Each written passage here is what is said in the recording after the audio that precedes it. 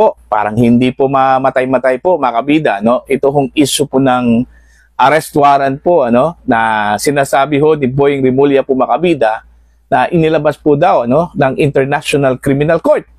Okay? Kahit na po sinabi na po ng ICC na wala hong katotohanan po 'yon, ano?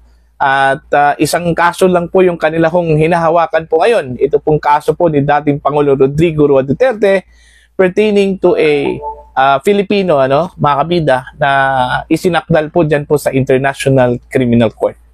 Okay? Pero hindi po nagpaawat po mga kabida, ito hong si Attorney Nicholas Guzman, ang lead counsel po, ano, ni dating Pangulong Rodrigo Duterte, ano po. Dahil ho dito sa pagkakalat po mga kabida, no, ni Boying Rimulya na meron na raw warrant of arrest ito kung si Senador Bato de la Rosa na inilabas po ng International Criminal Court. And sabi po ni Guzman po mga kabida, kathang isip lang po daw yon. Okay? Yung sinabi po ni Rimulya po, ano, mga kabida.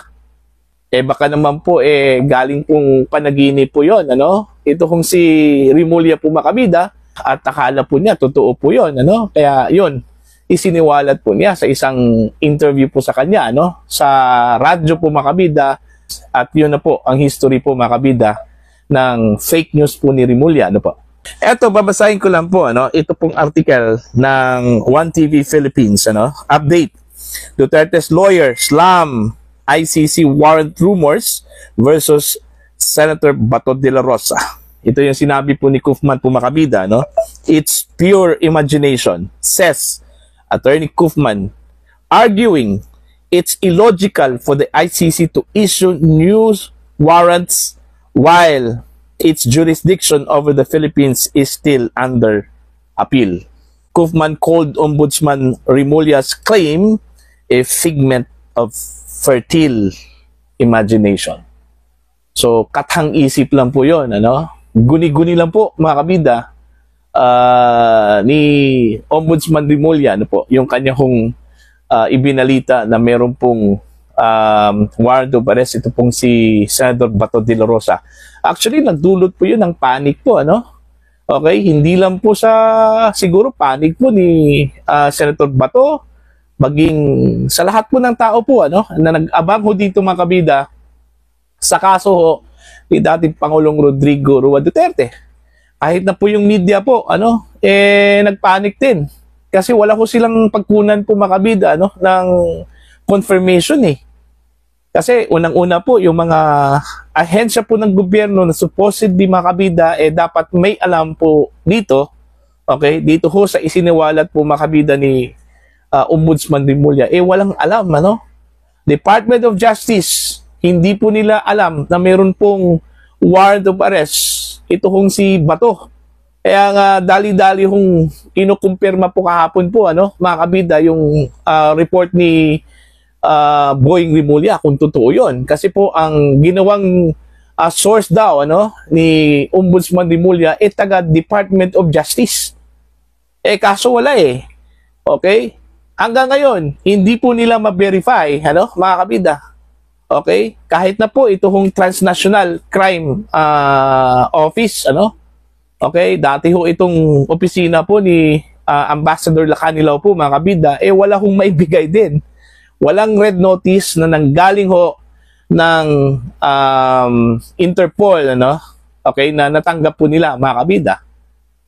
Ito hong si DILG Secretary John Vic Rimulya, okay?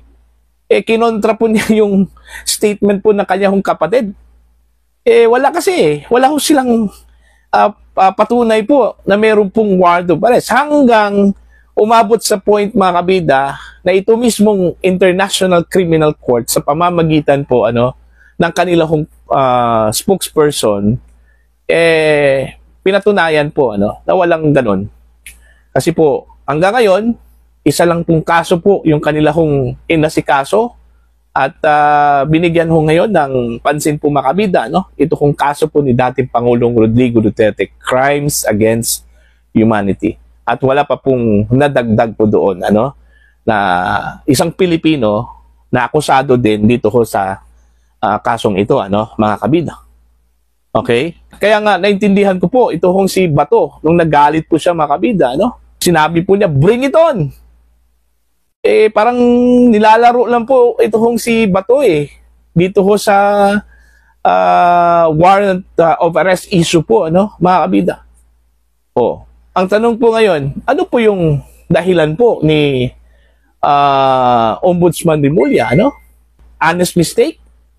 Meron bang ganun, mga kabida? O sinadya yun, ano, para lang po magpanik po?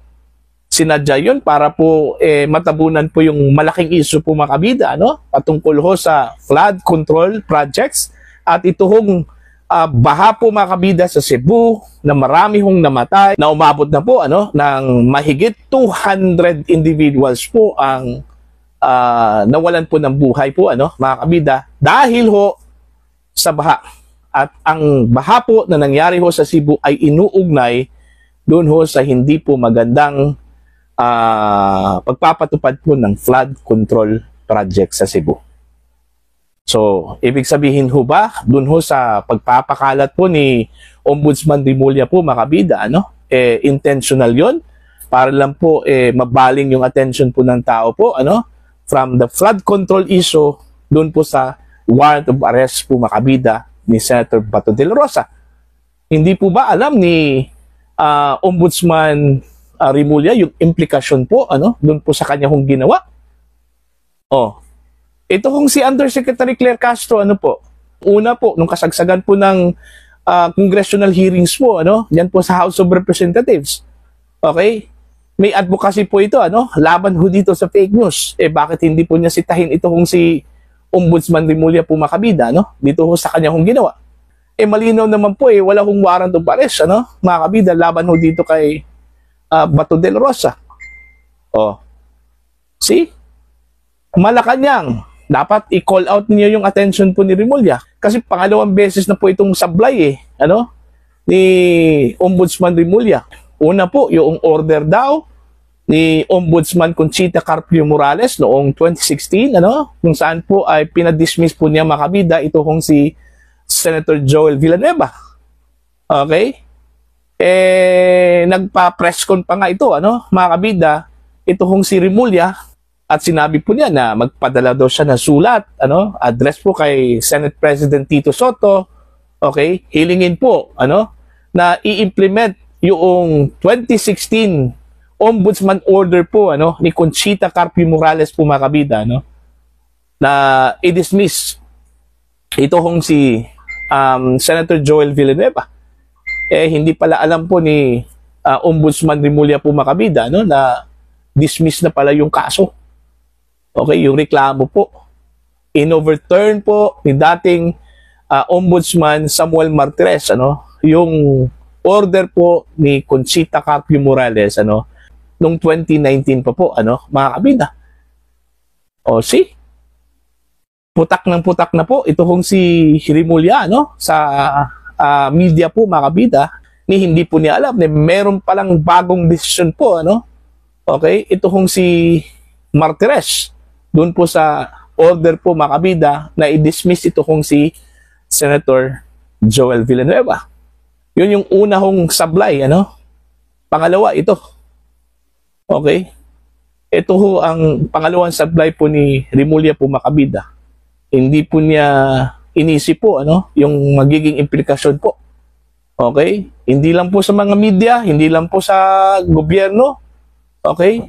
Kundi pati na rin, mga kabida, sa pamilya po ni Senador Bato de la Rosa, ano? Napakalaking, ano yon, trauma yon, ano? Mantakin nyo, warrant of arrest. Okay? Galing ho sa International Criminal Court. Alam naman po natin kung ano po yung sinapit po, ano, ni dating Pangulong Rodrigo Duterte po, mga kabida. Okay? Kung saan po ay, yon, hinuli na hindi lang man dumaan sa tamang proseso po, ano? Okay? Dinala po sa International Criminal Court. Siguro sa isip po siguro sa pamilya ho ni Senator Bato, ganun din yung mangyayari po, ano? Kay Senator Bato po, mga kabida. Di ba? Yung ganung trauma po na nagdulot po doon ho sa pamilya po ng mga De La Rosa, matindi po yon, ano? Doon po sa ginawa po ni Boying Remulla po, mga kabida, no? Diba? Kaya nga, hindi ko po alam kung yung ginawa po ni Ombudsman Boying na wala naman talagang pakialam sana yon, kasi ombudsman yon, hindi po ito konektado po mga kabida sa kanyang mandato, ano? Kasi po ito po ay mandato po ito mga kabida, unang-una po ng Department of Interior and Local Government, okay? Sa pamamagitan po ng kanyang supervisory function doon po sa Philippine National Police na siyang magpapatupad nitong warrant of arrest po mga kabida kung sakali hong totoo po ito. Okay? Wala hong business dapat na atupagin ito hong si Remulla po mga kabida, ano? Baka naman po, akala po niya, Secretary of Justice pa rin siya, no? Mga kabida. Diba? So, yun po, no?